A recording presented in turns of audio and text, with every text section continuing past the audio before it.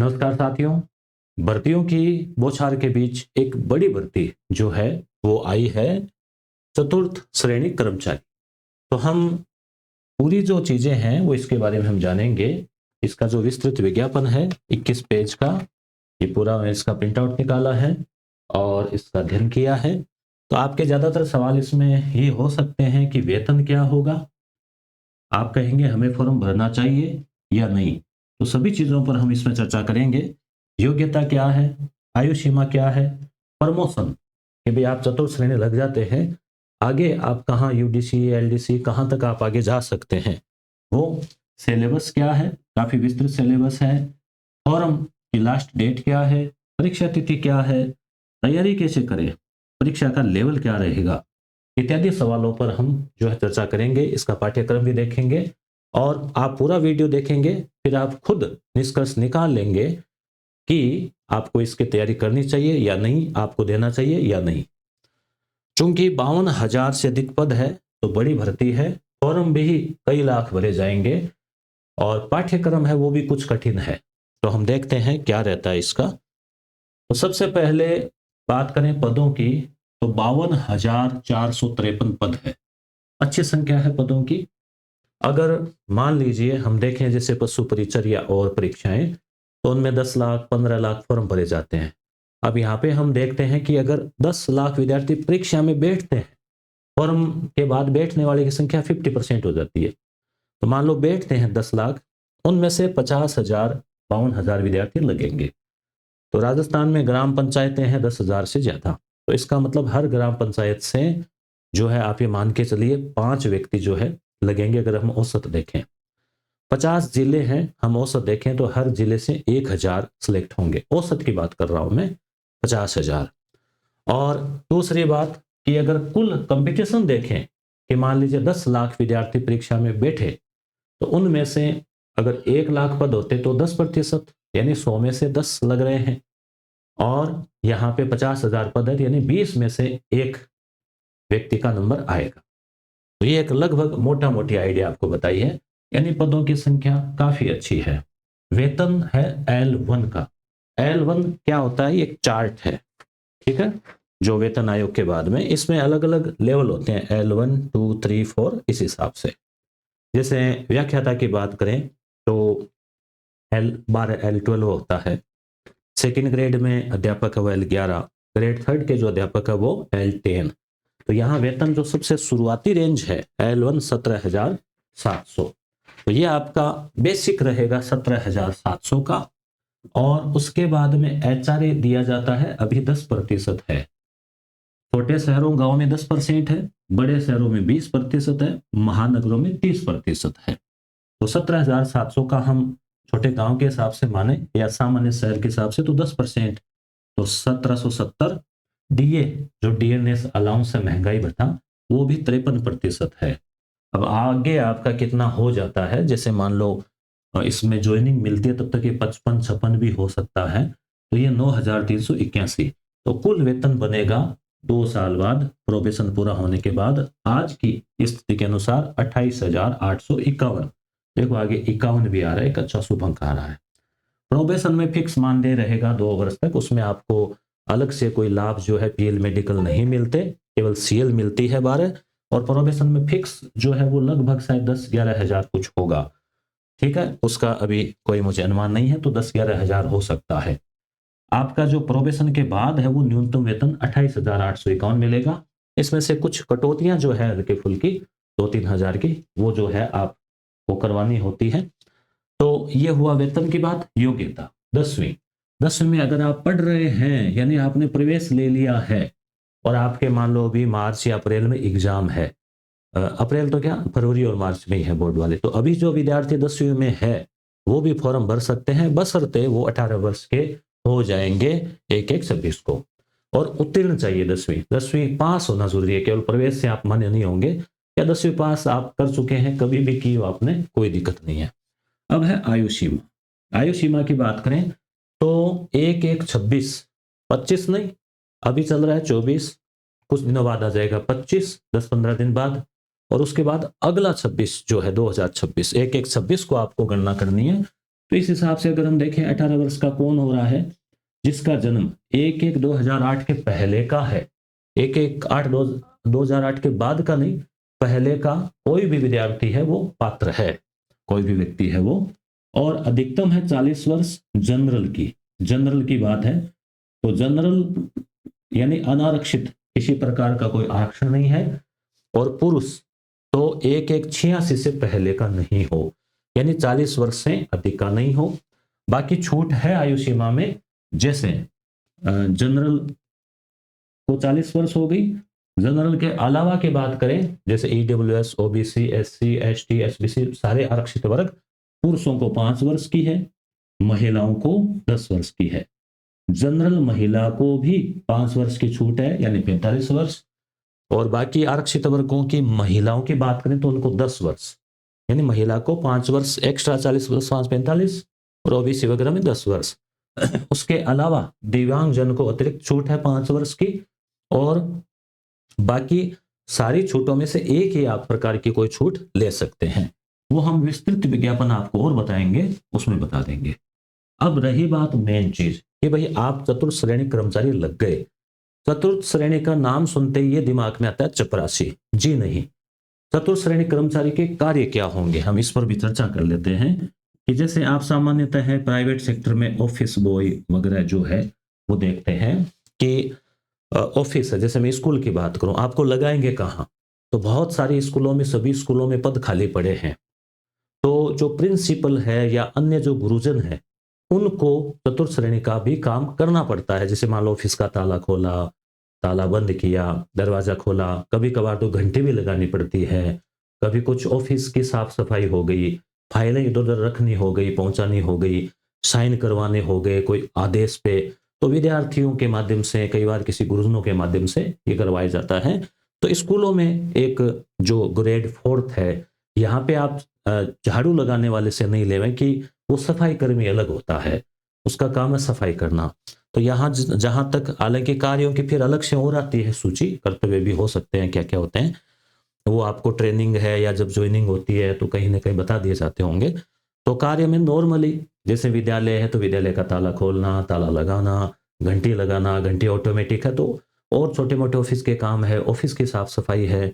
और कोई जैसे मान लीजिए प्रिंसिपल है तो उनके आदेशों की पालन करना, चाय पानी की व्यवस्था करना, मेहमान आ गए उनको पानी पिलाना, ये काम होते हैं लगभग। अब आपकी पोस्टिंग इसमें क्या होगा कि आपकी रैंक अगर अच्छी आएगी तो आपको चॉइस मिलेगी।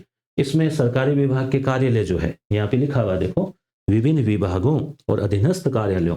अब आपका चयन अच्छी रैंक से होता है तो आप चॉइस करोगे, तो आपको हो सकता है आरपीएससी या फिर जैसे मान लो तहसील, अगर वहां मिल गया। अब आप मान लीजिए, आपका मतलब तात्पर्य कि जो इच्छुक है उसका कह रहा हूं मैं, कि आपका मान लो एसडीएम ऑफिस में ग्रेड 4 की आपकी सर्विस लग गई, तो एसडीएम साहब का जो दरवाजा है, कमरा है, उसको खोलना, उनकी टेबल को जचाना, सेट करना, फाइल उनको प्रस्तुत करना, फाइल एक विभाग से दूसरे विभाग में, दूसरे रूम में ले जाना, दूसरी शाखाओं में ले जाना, इस टाइप के लगभग काम होते हैं, आपने देखे ये अक्सर। तो वहां फिर आपका स्थानम प्रधानम वो चीज है, तो वहां पे आप एक पावरफुल व्यक्ति भी बन जाते हैं। चूंकि बड़े अधिकारी के साथ आप हैं तो निश्चित रूप से आपकी सामाजिक प्रतिष्ठा भी वहां पे बढ़ जाती है। तो इसलिए आप इसको बहुत ही ऐसे सामान्य नहीं लेवें। आज के बेरोजगारी के वक्त में अगर मान लीजिए, चलो आप अपना निजी धंधा करते हैं तो अच्छी बात है, परंतु बेरोजगार है और निजी धंधे की कोई संभावना नहीं बनती है, तो निश्चित रूप से आपके लिए ये भी कम नहीं है, अच्छी जॉब है, गवर्नमेंट जॉब है, आगे भविष्य है इसमें। जैसे अभी आप ग्रेड 4 में लगते हैं तो 5-6 साल बाद संभावना है, 8-9 साल अधिकतम, और 5-6 साल बाद आप LDC, lower division clerk, LDC बन जाते हैं, जिनको सामान्यतः है बाबू के नाम से जाना जाता है।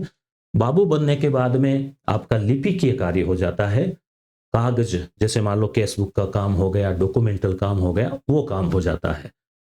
तो यहां से आपका एक तरह से हम कह सकते हैं कि पावर जो है, एक पावरफुल पोस्ट जो है वहां से मिलने शुरू हो जाती है। उसके बाद में यूडीसी होते हैं, अपर डिवीजन क्लर्क। अगला जो प्रमोशन होगा, यहां से यहां आने में ज्यादा समय लग सकता है, परंतु यहां से यहां आने में कम समय लगेगा, 4 साल, 5 साल या 6 साल मान लो। तो ये अब जैसे यहाँ पे कोई 21 वर्ष या 20 18 वर्ष है ना, मान लीजिए 18 वर्ष का ही कोई लड़का लग जाता है या लड़की लग जाती है, फिर हम उसका देखेंगे। तो यहाँ से हम इसको ले लेते हैं लगभग 25 वर्ष से। देखो फिर तो अलग-अलग विभागीय चीज़ें होती हैं, आरक्षण भी होता है, सीटें खाली उसकी भी होती है। फिर मान लीजिए हमने 30 वर्ष का ले लिया यूडीसी, फिर 35 वर्ष की आयु में हमने ले लिया इसको डबल एओ। डबल एओ असिस्टेंट अकाउंट ऑफिसर, यहाँ पे आपके अधिकारी जो है वो जुड़ जाता है।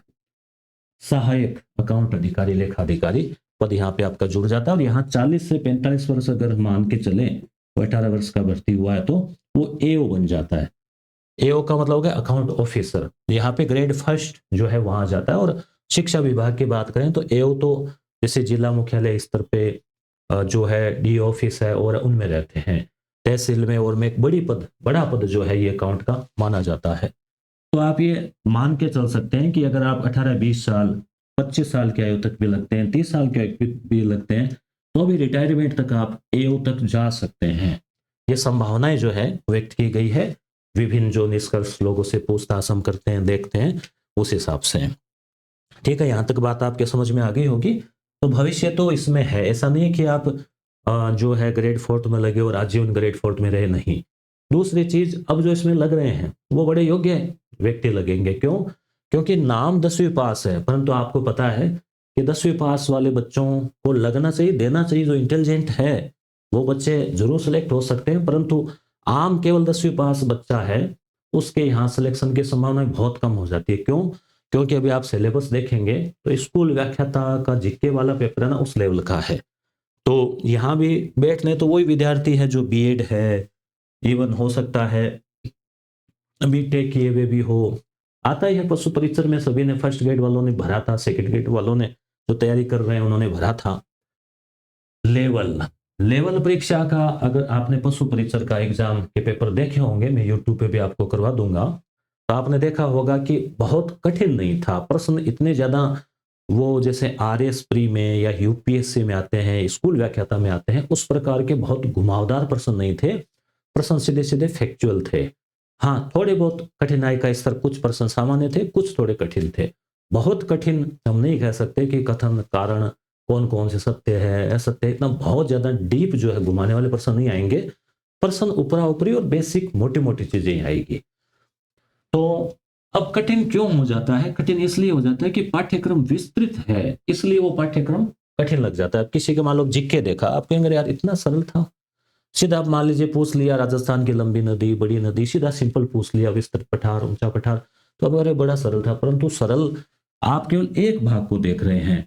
अब किसी को भूगोल अच्छा है, इतिहास अच्छा है, तो उसका अंग्रेजी खराब हो सकती है, वीक हो सकती है, खराब क्या, मान लो हिंदी पढ़ ली, या फिर गणित वाला पार्ट वीक हो सकता है। तो यहाँ कई चीजें हैं वो मायने रखती है।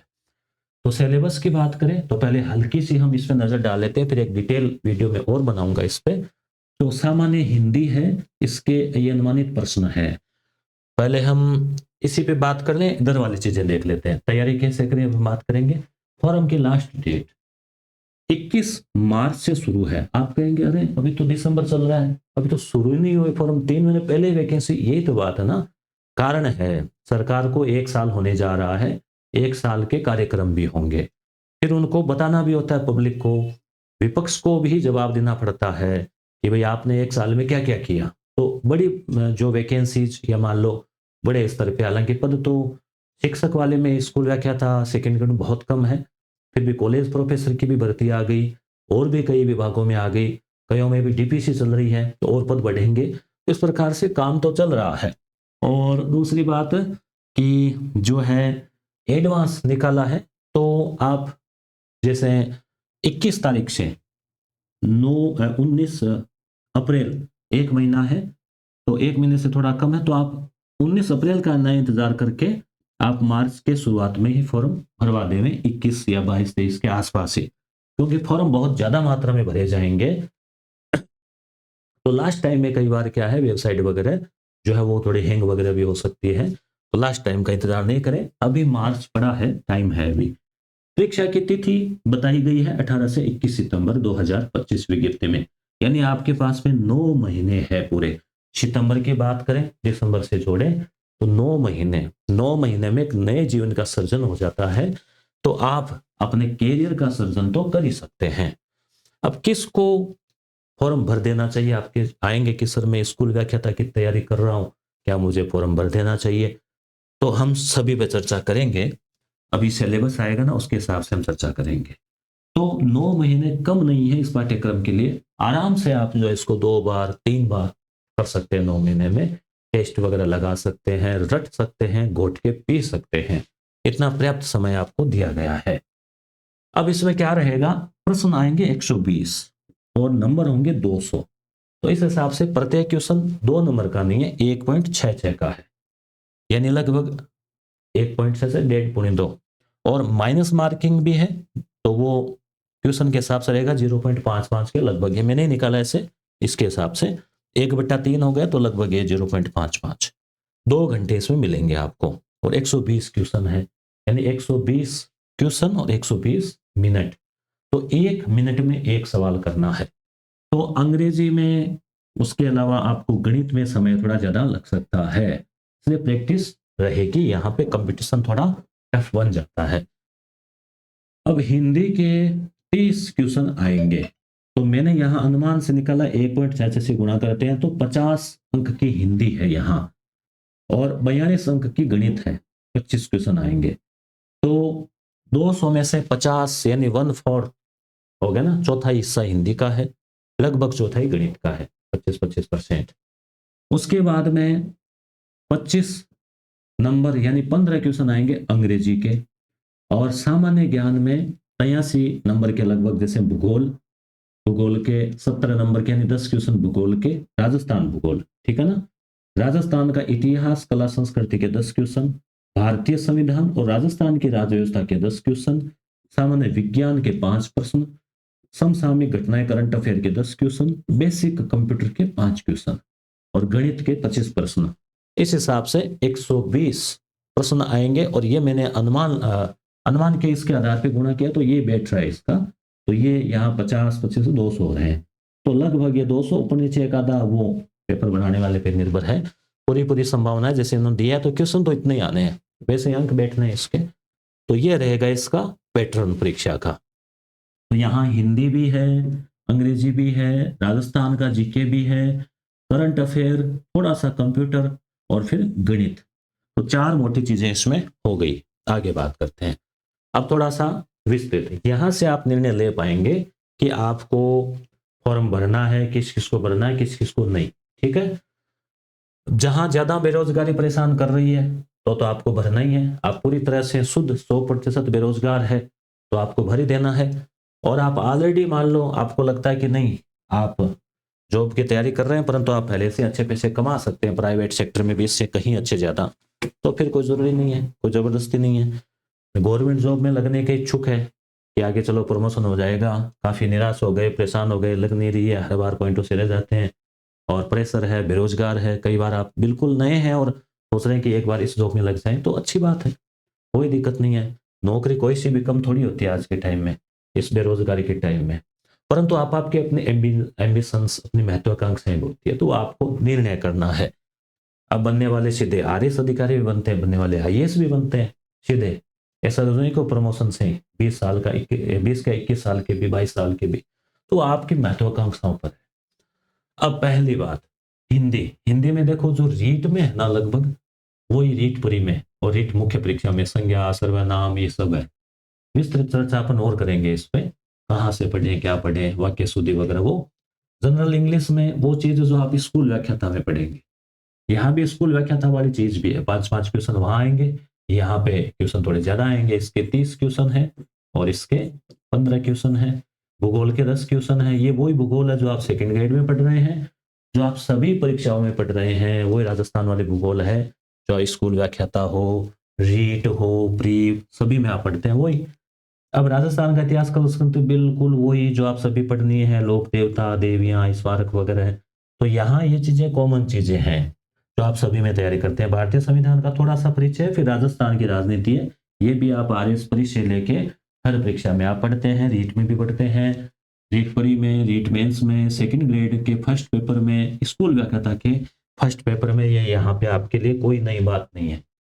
सामान्य विज्ञान भी आपको आरएस परी उसके अलावा जैसे इसमें स्कूल व्याख्याता वाले भी कुछ, जैसे धातु है धातु, आनुवंशिकी, कुछ टॉपिक है, तीन चार टॉपिकों में ना कुछ नए हैं। करंट अफेयर आपको पढ़ना ही होता है। करंट अफेयर में यहाँ पे राज्य और राष्ट्रीय मुद्दे, तो यहाँ पे आपके स्कूल व्याख्याता वाला कंप्लीट दे दिया है। सेकंड ग्रेड में तो केवल राजस्थान का ही है, यहाँ इंडिया वर्ल्ड सारा है। कंप्यूटर 5 क्वेश्चन आएंगे, ये आपको रीट मेंस में भी थोड़ा देखना होता है। कॉमन RSAT ये सभी करते हैं, तो basic hardware, device, software, operating system, application software, ये चीजें MS वर्ड, एक्सेल वगैरह। तो आज ही अर्धवार्षिक में IT का पेपर था, कुछ सवाल थे।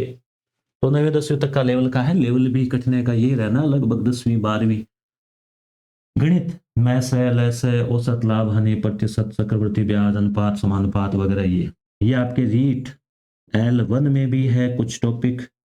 L1 वाले बच्चे भी पढ़ते हैं इसको, तो ये सब चीजें हैं इसमें। अब ये आएगा कि भाई तैयारी कहाँ से करें, तो कुछ समय बाद मार्केट में गाइड भी आ जाएगी। आप अलग अलग पैटर्न भी फॉलो कर सकते हैं। विज्ञान के टॉपिक कहीं और से पढ़ सकते हैं, यूट्यूब से पढ़ सकते हैं, सर्च कर करके अलग अलग गाइडें ला सकते हैं, या पढ़ी होगी आपके पास, वहाँ से देख सकते हैं। और आप कंबाइंड करना चाहते हैं एक ही जगह से तैयारी, तो हम लोग भी इसका जो है, हमारी जो टीम है, गणित के तरुण सर हैं, कंप्यूटर के भी हम देखेंगे, करंट अफेयर में यूट्यूब पे करवाता ही हूँ, विज्ञान के लिए शैलेंद्र सिंह सर है जो स्कूल व्याख्याता के लिए करवाई है, कला संस्कृति इतिहास वाला में इसके लिए अजय सर है, इसके लिए जो अपने उत्तम जी सर है, और हिंदी के लिए प्रेम जी सर है, और उसके अलावा सुप्रिया मैम है। तो अपनी जो टीम है यस गुरु की, तो वो हम भी जो है इसको शुरू करेंगे। आपको अगर हमसे जुड़ना चाहते हैं तैयारी के लिए, तो आप जैसे यस गुरु प्राइम ये एप्लीकेशन प्ले स्टोर से डाउनलोड कर लेंगे, लिंक दिया हुआ है डिस्क्रिप्शन में। और ये है यस गुरु टेस्ट सीरीज, यस गुरु केवल यस गुरु नाम से एप्लीकेशन। इसमें हम लगभग टेस्ट सीरीज तो अभी थोड़ी लेट शुरू करेंगे, पहले आप पढ़ें फिर टेस्ट देंगे ना, तो मार्च में हम शुरू करेंगे। और कोर्स जो है वो जनवरी से हम शुरू करेंगे, इसका 1 जनवरी से स्टार्ट कर देंगे। अभी आप इनरोल कर सकते हैं, कंप्लीट वीडियो कोर्स मिलेगा आपको, सारे टॉपिक। तो वहां से जो है आप एक ही प्लेटफॉर्म से भी आप तैयारी करना चाहते हैं घर बैठे, तो आप ऑनलाइन से भी कर सकते हैं। फिर वो आपको खुद को तय करना है कि आप कोचिंग में जाके पढ़ना चाहते हैं, घर से पढ़ना चाहते हैं, साथ में आप काम कर रहे हैं, किस हिसाब से आपका रूटीन सेट बैठता है वो। और आप स्कूल व्याख्याता की कर रहे हैं, तो मुझे लगता है कि फिर इसकी अलग से तैयारी करने की आवश्यकता नहीं है। यहाँ पे अभी 16 दिसंबर से लेके और 1 जनवरी तक अगर आप इनरोल करते हैं तो 700 रुपये हैं इसमें, और 1 जनवरी के बाद में इसकी जो रेगुलर प्राइस है वो 1100 रुपये इसकी रहेगी। और टेस्ट सीरीज जो है वो मार्च में हम शुरू करेंगे, और यहाँ पे आपको क्लासेस 1 जनवरी से आपको मिलने शुरू हो जाएगी, ठीक है। और ये प्रथम जो 51 विद्यार्थी हैं उनके लिए ये रहेगा, और इनरोल के लिए। और बाकी जो है इसमें विस्तृत विज्ञापन आपको मैं अलग से बता दूंगा कि कौन कौन इसमें किस प्रकार से आपको फॉर्म भरना है, क्या क्या योग्यताएं हैं, पात्रताएं हैं, और सिलेबस के लिए कौन सी बुक कहाँ से पढ़े, क्या करना है, वो भी एक अलग से आपको सिलेबस पूरा डिस्कस करके अलग क्लास में हम आपको बता देंगे। अब आप कमेंट करके बताइए कि भाई आपने क्या निर्णय लिया है, आप किसकी तैयारी कर रहे हैं, और आप जो है इसकी तैयारी आप अलग से करने की वैसे आवश्यकता नहीं है। जो कंपटीशन की तैयारी आप कर रहे हैं, तो लगभग CET करते हैं उनमें भी ये है, करंट अफेयर आप पढ़ते ही है। और जो एकदम पहली बार तैयारी कर रहे हैं, या मान लो इसी पे फोकस करके कर रहे हैं, कई विद्यार्थी ऐसे भी हो सकते हैं जिनका मान लो B.Ed नहीं है या और कोई टारगेट नहीं है, तो वो शुद्ध रूप से भी ग्रेड 4 की जो भर्ती आई है उसके लिए भी तैयारी कर सकते हैं। तो और करेंगे हम चर्चाएं। धन्यवाद।